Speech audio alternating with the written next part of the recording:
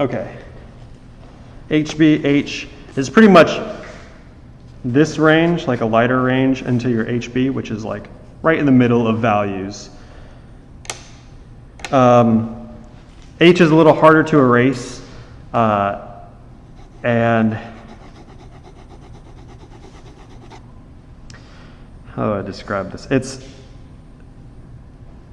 sticks in, no, it's easier to erase, sorry. If you stay in the lighter range, if you try to push it past its like ability, unlike the vine charcoal where it just gets kind of powdery, if you try to push this past its ability, it just scars the paper more and more. So you really want to create a feel with the pencil of how dark you can actually get. I would say I like holding the pencil like this, but one of the reasons it's also helpful is feeling the pressure. If you're pressing like this, it's easy to default into, I have a really bad habit of when I write, of pressing really hard, and it's really easy to kind of fall into that range of pressing hard. You really just want to build this up slowly in terms of your values. So be careful with that. And then the ebony pencil, jet black extra smooth. Companies, I don't know why they do this, but it doesn't have like a actual rating on it. It's probably in somewhere the 8B or 9B. These are really dark and it's really kind of effortless. Oh, the other nice thing about this is you almost never have to sharpen it. It's so hard that it stays sharp for forever. The B, you always have to sharpen because it's always kind of depositing all of the graphite. This is kind of a moderate application, but you can go pretty dark with this. The annoying thing with graphite is it has that reflective sheen, which is one of the reasons I like charcoal so much, is you have to be careful with the angle that you're drawing and the angle that you're judging you're drawing off of, because if you kind of move around to judge it, it's kind of going to obscure the drawing from you because that reflective sheen off of the graphite is going to change your values a little bit from different angles. So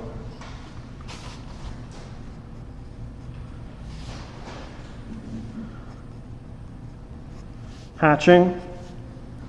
Hatching is just creating a series of lines parallel to each other. So if you look on like Rembrandt prints, or really any printmaking, they use hatching a lot because it's an effective way to draw value when you can't smudge and blend. The closer these lines are together, the darker it looks, and the further apart, the lighter they look. Cross hatching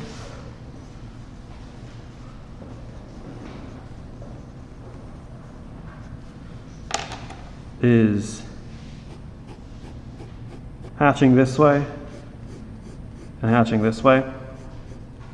It's not always as,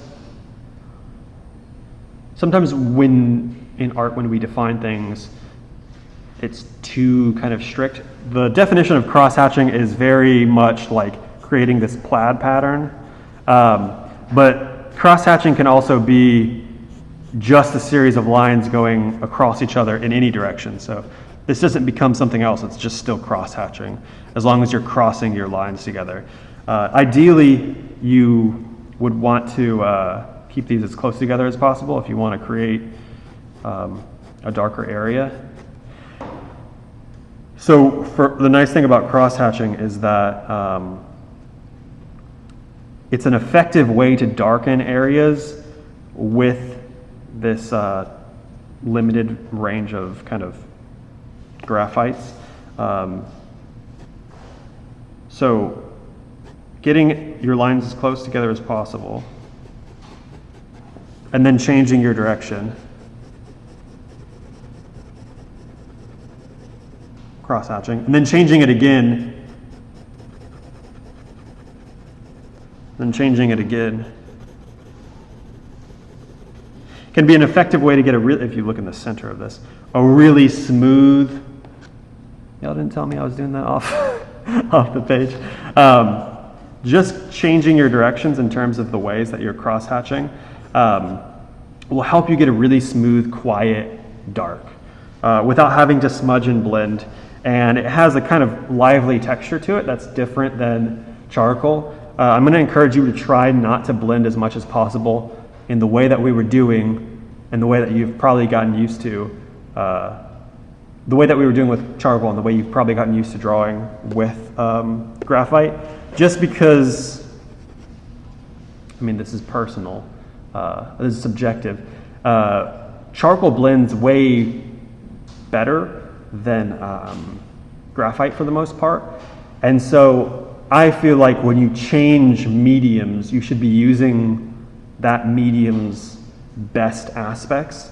And the thing that charcoal doesn't do very well is the cross-hatching. It's just not as interesting in charcoal. You can use it a little bit here and there, but charcoal kind of really shines in the blending smoky value range that it can do. And graphite really shines in the more kind of, you could call this like technical drawing, I guess, is more what it's kind of, I think, a little bit better at in contrast than charcoal. So cross-hatching, contour line, I spelled that wrong.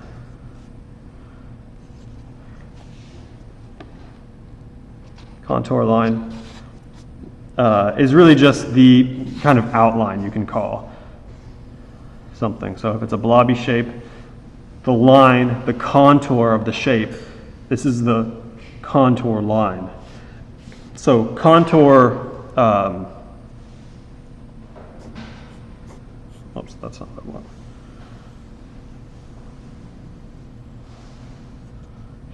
I want. Contour lines, contour hatching is, if we have this shape, I want to draw it as a sphere.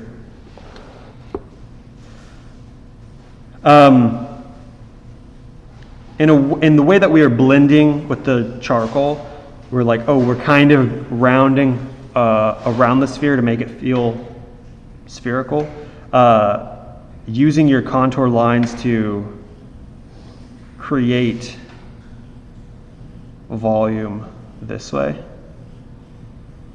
is a really effective thing that you can do in graphite, especially if you're already using lines. It doesn't stand out as we kind of go into our values more. It doesn't stand out as much as it would if you're doing pure smoky blending and then you try to go in with the contour lines. That you can really use that line to your advantage to fake volume, or to create the illusion of volume rather. And the thing that's really nice about these lines is then I want this shape to feel very volumetric, voluminous. But I want this shape back here to be a little flatter. You can push shapes back in space and flatten them down with lines that are running, well, more flat. If I'm not describing this shape in any way and I'm just going back and forth, the contrast of these lines feeling more like they're creating volume on this sphere, and these lines feeling like they're flat, will help to separate shapes. It can be easier for some people and it can be harder for other people because there is a little bit of restraint that you have to pull and a little bit of planning. But once you start building up volume more and more, like this is the first level. Once I start reaching the end of this, I would start moving into here and I can pull, moving into the ebony layout pencil, the 8B. And I can start pulling out this value a little bit more. You don't have to commit completely to using these contour lines. It kind of helps, but once you get into a certain dark range, like in here, you can't really see the lines as much. And so that contour line helps more in the lighter areas than it does in the darks. We'd kind of still want to maintain that because if you remember our Terminator and our core shadow, that's still going to kind of have that same effect of rounding things out. But as I move down, I don't have to, because this is all going to be dark, I don't have to worry so much about maintaining that roundness.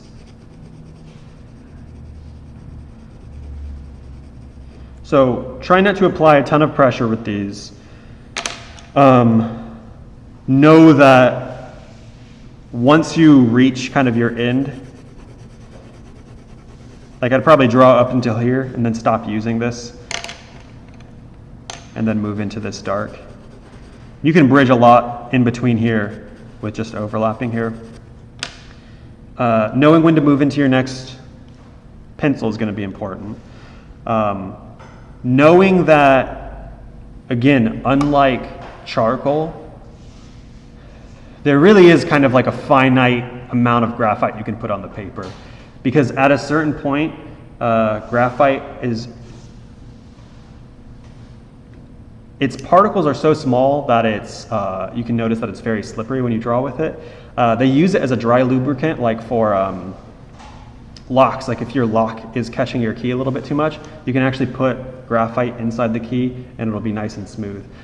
You'll have that same exact feeling when you put too much charcoal in your paper, because it will no longer accept your graphite, and you'll just kind of be not applying anything really to the surface, or you will be applying it really streakily, in a very streaky fashion. And that will happen with the H. Like it's not in terms of darkness and relationship, it's just in terms of how much you're putting actually covering the paper. So I can basically max out how much charcoal is on the paper in this area and still only be in this value, and it'll be a huge pain to go over, and it'll kind of look like this, even if I'm getting these lines together as close as possible. So just be aware of that. It's not, don't like be afraid of that, but be aware that there is a certain level that if you're trying to, when I was first introduced to graphite, you get those like packs of 10 different grades. I don't know why anyone gives, like I don't understand the purpose of those, honestly, because if you try to work from H to HB to 1B to 2B, you will bottom out how much you can put in the paper really, really quickly, and you'll never reach 8B. It's really a nice selection, but it's kind of a lot of material for an H, and an 8B works really, really well, bridging the gap, and you minimize the amount of having to worry about like juggling materials. So be careful with pressure, don't scar the paper. Working on creating lines together as close as possible with your hatching and cross hatching, and using contour line to follow form. It's going to be a little bit of, we've already developed this a little bit, but thinking three-dimensionally, because you'll have to understand that the sphere is three-dimensionally coming forward. So if you think of like with a sword or something like that, cutting it through, what you would see is a round shape, and you're just drawing that front part of the round sphere or cylinder or whatever you're drawing. That'll help fake volume, create the illusion of volume going forward. You'll have a lot of areas where, make sure I'm drawing, your cross hatching and your hatching will come to here, and then you'll have to transition out into another shape and then into another shape. Where that contour is really, really useful, because doing that with charcoal is basically having to start and stop a really, really small value scale within this shape and this shape and this shape to get round form like that. You can fake it a little bit more easily, I think, with graphite, because you can use that contour line a little bit more effectively.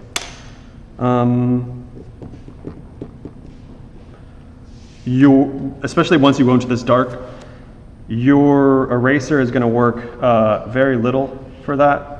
And that picked up a lot of graphite, but it didn't change that at all. And there will be areas, seams, that this will work well for stitching seams together. So inevitably, if you have a really large area or an area that you haven't totally planned out together or all the way, you're going to have hatching marks coming from this direction and hatching marks coming from this direction. And right in the center, you have that darker seam. You have to either be really careful, and if I have this area, I try to plan out, okay, I want to make sure that I do one line all the way across so I don't have to deal with this seam. If it's in a really dark area, it's not that big of a problem. If it's in a light area, it's not really that big of a problem. You just have to plan it out in your head. Using your kneaded eraser to lift up on that area,